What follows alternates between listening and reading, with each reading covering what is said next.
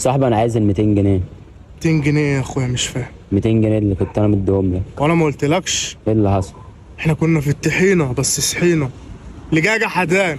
انا بقيت مقاطع اي حاجه بتتعمل بفلوس، انسى. طب انا مديك 200 جنيه وعايزها دلوقتي.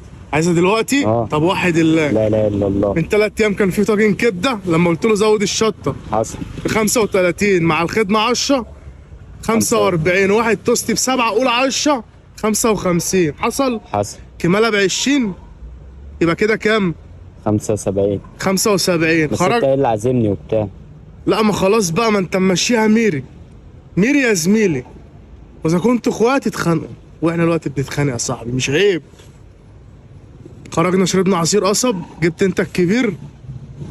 حصل؟ حصل. ب 20 يبقى 95، قول 100. مروحين خدنا توك توك ب 20. انا قلت لك هنتمشى، عايز اهدى، قولوني اتنفخ. طب 10 و10. لا انت، انا قولوني اتنفخ، قلت لك هتدنجل، قلت لي عندي. يعني 10 ال 20 كلها عندي. يبقى 120، يبقى انت كده ليك كام؟ 80. طلعنا على القهوه، شربت انت قهوه في شاي في بيبس ب 40 جنيه، يبقى كده كام؟ 160. سيبنا للراجل 10 تبس عندك عشان قلت له حبيبي يا فخامه، اما هياك باتنين ميه ساعه، يبقى 170. يبقى كام؟ 30. 30. جبنا ب 25 جنيه تسالي،